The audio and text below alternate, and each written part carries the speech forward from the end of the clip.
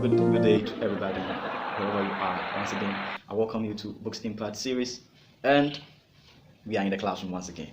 I am very grateful, I must say, with all heartfelt gratitude. I say thank you to everybody who is learning with me, and I also implore you all to please share my videos to all those outside to also continue to learn with me.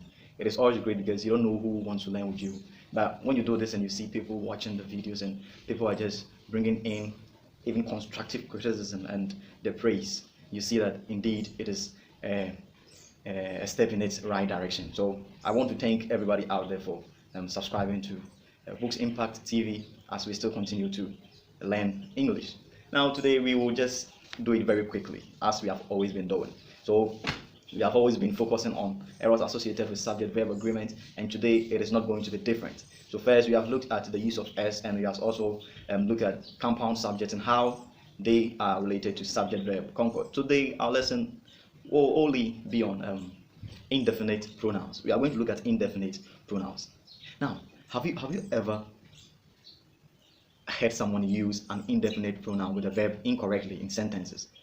I believe perhaps you have witnessed that situation. This is what today we are going to learn in order to prevent all these mistakes. All right. So today, as I told you earlier on, it is all about indefinite pronouns and how they are related to subject-verb concord.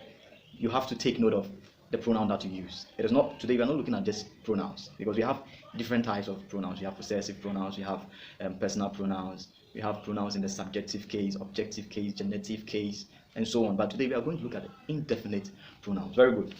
Now, so indefinite pronoun. Can you think of anything? What is a pronoun in the first place? What is a pronoun in the first place? I believe you know what a pronoun is. All right. So we all know that a pronoun is a word that is used in place of a noun. That is what my primary child will always tell you, and it is indefinitely true. Any word that is used to replace a noun is termed as a pronoun. When we say something is indefinite, what does it mean? When something is indefinite, it is unknown. Hello? When something is indefinite, it is what? Unknown. So today we are going to look at, let's say, unknown, a word that is used to replace a noun which is unknown. Let us do it very simply. So pronoun is a word used in place of what? Of a noun. And when you say something is indefinite, it is unknown. You cannot see its end. You understand? So a word used in place of a noun, which is also what? Unknown. Very good. So quickly let us. All right. Welcome back. Let us continue with our lesson. Now, let us quickly let us quickly look at the definition of indefinite pronoun. As we identified it, or we tried defining it very simply earlier on. Now, the online English dictionary defines indefinite pronoun as a pronoun that does not specify the identity of its referent. Hello. So I'm saying that the online English dictionary defines indefinite pronoun as any pronoun or as a pronoun that does not specify the identity or its referent. It does not specify. Now we are looking at indefinite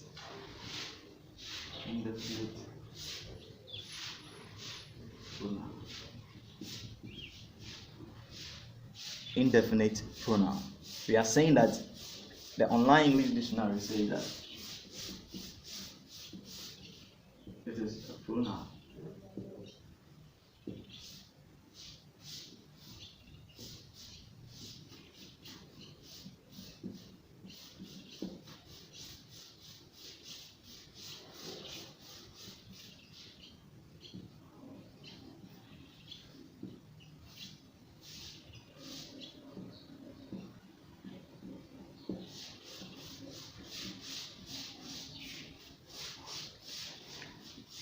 All right.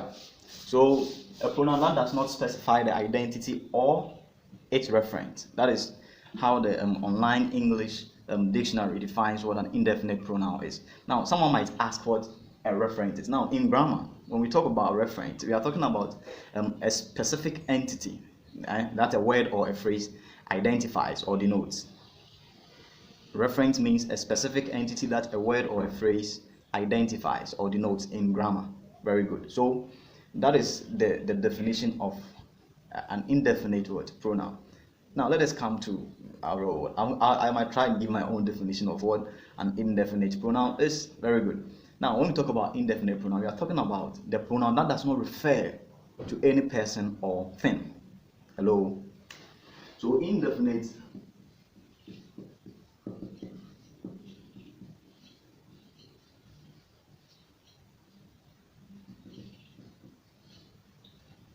is the pronoun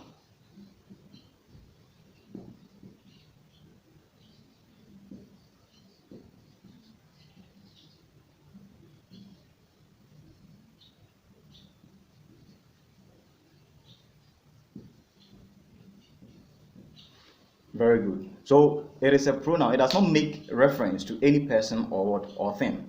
So it means that when indefinite pronouns are used, it is referring to any person or anything, since it does not make reference to a specific person or a specific thing. Very good. So we will identify some of the indefinite pronouns, and we will look at what problems they pose, or when we don't choose the right verbs for it. Very good. Still, please concentrate. I want to let you know that still we are focusing on when the sentences are in the simple present tense form, because when a sentence is changed to the past tense, when the sentence is changed to the past tense, the verb is the same for all persons. You understand? For all subjects, for all persons, the verb is the same. You don't need to look at any specific verb form before you write. But when it is in the simple present tense, you always have to look at the inflected form of the verb. All right. So some examples of indefinite pronouns. Can you think of any indefinite pronouns? Okay, let me do this. So we have someone. We have a range of indefinite pronouns. Someone, somebody, anybody,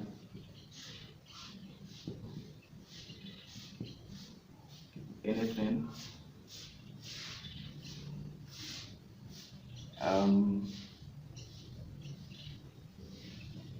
everyone, everybody. Okay. Etc.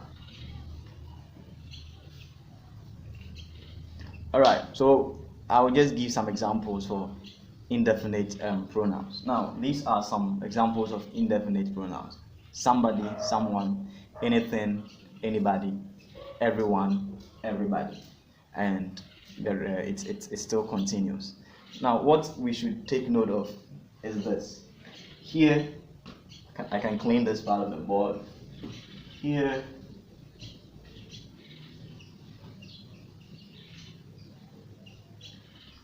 I'm saying that when you use an indefinite pronoun as a subject, always when the sentence is in the simple present tense, please make sure you use the verb also in the third person form. You understand? Because you are saying that it doesn't refer to anybody or person at all. So when you use it, it means it is either referring to Kofi or Amma or even anything or a thing. You understand? That is why it is indefinite. Its reference is what? It's unknown. Very good. So it says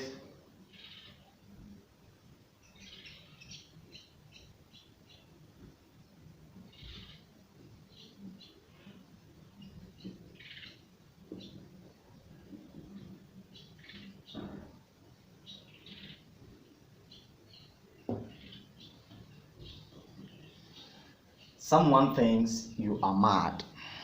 Now look, I think the verb here is thinks. That is what we are taking note of. The pronoun, the subject here is someone, which is also an indefinite pronoun.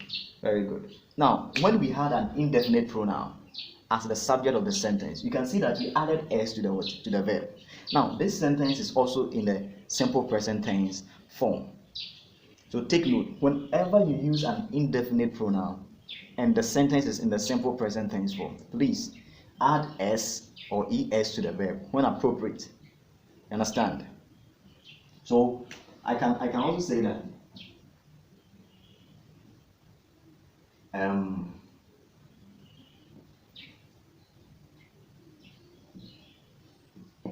any teacher teaches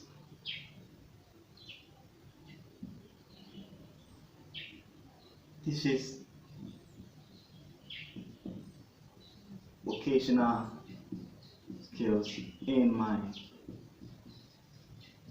school.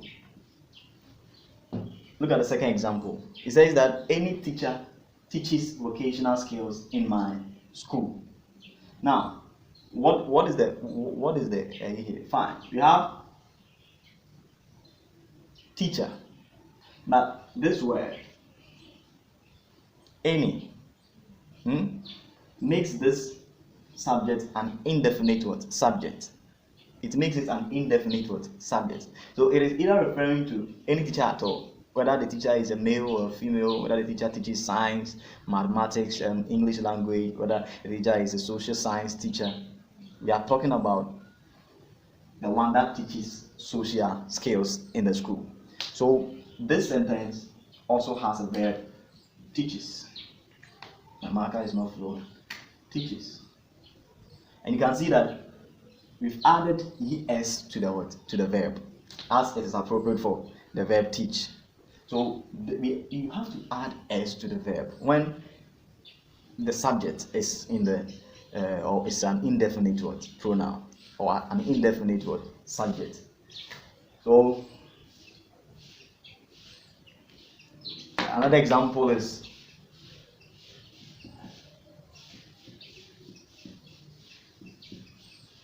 everyone pays his dues to the secretary. Everyone pays his dues to the secretary or secretary.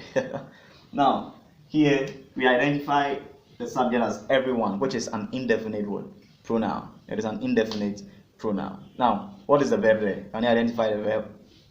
Can you identify the verb here? Everyone pays his dues to the secretary. Fine. Correct. It is pays. Pays. So pays is the verb here. You can see that we've added s to the verb pay to make it pays.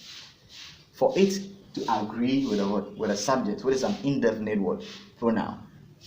Very good. So today let us look at something also. The last thing we are going to look at here is this.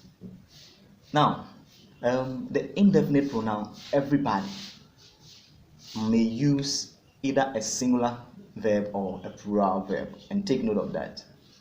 So, example, everybody pay their dues. Let me clean this part of the board.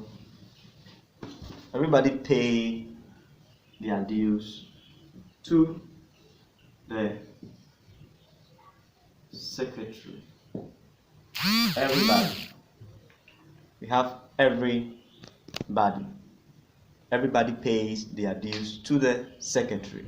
Now, everybody and pay. You can see that s hasn't been added to the verb here, although the verb is in the simple present tense, and because it is an indefinite pronoun, it is a singular subject. Very good. So, but we didn't add s to the verb here. This is because everybody can be used as singular and plural. Please take note of that. So that's why we have everybody pay their dues to the secretary. So in the same vein, we can rewrite this to make it singular. We can rewrite the sentence here to make it singular. Everybody pays his or her dues to the secretary. Very good. Have you seen what is happening here? What can you identify? What is different from the other sentence. Now, what is different from the other sentence is his and her and their. You get it? Their represents plural. His is singular and her is what? Plural. Oh, sorry, her is singular. I'm very sorry. So everybody pays his dues to the secretary. Everybody pays her dues to the secretary. You understand? So these are the various reasons why everybody can be used both in the singular form and in the plural form. There are a whole lot of indefinite pronouns that we can use, but what I'm trying to tell you is that indefinite pronouns are also more or less singular in nature, and when they are used in sentences, and the sentence is in the simple present tense, you have to choose a verb also in the singular form, because when you use them, they are singular subjects. So take note of this so that we can prevent all the flaws. Don't say someone come to your house when you left. Fine. When you left is in the past tense, so definitely the verb come is inappropriate, but it should be in the past. Someone came to your house when you left. So you can say something is wrong with you, but you cannot say something are wrong with you. Why? Because something is an indefinite pronoun and it is singular in nature. So that the verb is appropriate to be used. So today we will end our lesson here. I would like you to ask any question. Just drop that question in the comment section and I'll attend to it very soon. You can also try your hands on. We have anything, we have something, we have none. None of the boys is here. None of the boys is here. None of the boys goes to school. So you can see that that one too is what is indefinite.